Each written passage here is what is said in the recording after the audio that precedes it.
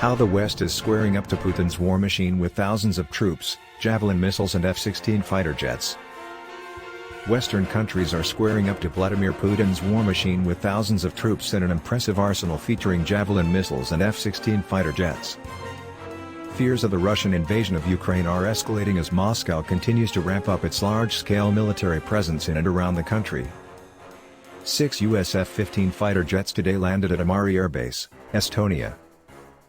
An RAF plane carrying Javelin anti-tank missiles arrives in Ukraine. The deadly shoulder-launched missiles are designed to kill Russia's best battle tanks. Ukraine is sitting on the brink of all-out war with Russia's 120,000 troops mass on the border within striking distance, and the world waits with bated breath as Putin toughens up his arms with artillery and tanks in the region.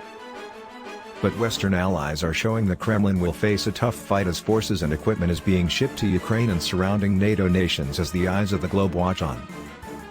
Britain has given Kyiv 2,000 shoulder-launched anti-tank weapons, and Baltic states followed suit with promises of Javelin anti-tank missiles and Stinger surface-to-air rockets.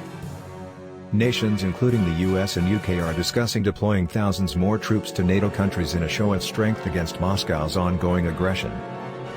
It's reported countries such as Romania, Bulgaria and Hungary could be in line to accept around 1,000 personnel each, mimicking forward battle groups already stationed in the Baltic states and Poland. The US has also put 8,500 troops on alert to deploy at short notice, which Russia said caused it great concern. It comes as 6 US F-15 fighter jets today landed at Amari Air Base, Estonia, with a further 6 Danish F-16 fighter jets set to arrive at the Javelin Air Base in Lithuania on Thursday in a bid to bolster forces already deployed under the NATO Baltic air policing mission. The jets will take part in air-to-air and air-to-ground military exercises across the Baltics. On Monday, NATO allies began a 12-day maritime exercise, dubbed Neptune Strike 22, led by the USS Harry S. Truman aircraft carrier in the Mediterranean Sea to demonstrate the power and cohesiveness of our maritime forces. In another fresh development, Germany has declared it will supply 5,000 military helmets to Ukraine as a clear signal the country is at Kyiv's side. But while the US and Britain have started sending more arms to Ukraine, German Chancellor Olaf Scholz has ruled out sending lethal weapons despite repeated requests from Kyiv amid a Russian military buildup at its borders. It comes after deadly anti-tank missiles supplied by Britain arrived in the Ukraine last week amid fears Russia could invade in days. The weapons are designed to kill Russian battle tanks in the event of an invasion and equip Ukrainian guerrillas who will carry on the fight. Meanwhile, NATO allies have put forces on standby with additional ships and fighters jets being deployed to Eastern Europe to reinforce its defense. Denmark is sending a frigate to the Baltic Sea and is set to deploy 4 F-16 fighter jets to Lithuania. And Spanish ships are joining NATO naval forces, as leaders mull whether to send fighter jets to Bulgaria. France has pledged to send troops to Romania, while the Netherlands is sending 2 F-35 fighter aircraft to Bulgaria from April and is putting a ship and land-based units on standby. The Dutch are also considering plans to send sniper rifles and body armor to help Ukraine's armed forces, according to a Western official.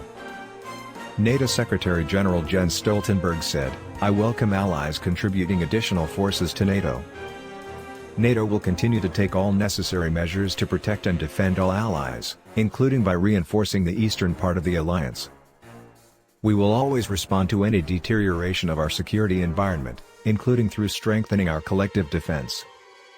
The West's defiance comes as Boris Johnson this week vowed British troops will join NATO forces in Europe to help defend Ukraine if Russia dares to invade. The PM warned that any incursion will spark the worst bloodshed in Europe since World War II and many Russian mothers' sons will not be coming home. Mr. Johnson said the UK and its allies would respond swiftly and in unison to any invasion and with severe economic sanctions. He added, "The British Army leads the NATO battle group in Estonia, and if Russia invades Ukraine, we would look to contribute to any new NATO deployments to protect our allies in Europe."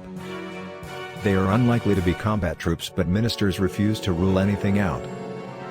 Britain has launched a major diplomatic blitz to get wobbly NATO allies to stand up to Russia, by backing crippling sanctions and sending Ukraine more weapons. Defense Secretary Ben Wallace will share intelligence on the extent of President Putin's war plans with Dutch and German defense chiefs to help stiffen their resolve. Mr. Wallace told The Sun, "What we want from Germany as the biggest economy in Europe, is a clear signal on sanctions. Asked if war was inevitable, Mr. Wallace said, "Not yet."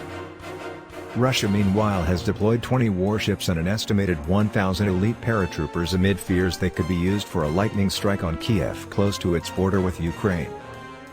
Vladimir Putin has already massed 127,000 troops on its neighbor's border amid warnings a Russian invasion could trigger World War III. Putin deployed 20 warships to the Black Sea Fleet from the Crimean ports of Sevastopol and Novorossiysk for the second time in 3 days. Sources suggest their latest war games involved frigates, patrol ships, missile boats and landing ships as concerns grow that a potential offensive could take place on multiple fronts. Elsewhere, the Kremlin has been beefing up its force on the land border with Ukraine with the deployment of the crack 217th Guards Parachute Regiment of the 98th Airborne Division. Russia has sent an unspecified number of troops from the country's far east to its ally Belarus, which shares a border with Ukraine, for major war games credit, AP. Russia paratrooper taking part in war games as fears of a Ukraine invasion ramp up. NATO allies began a 12-day maritime exercise led by the USS Harry S.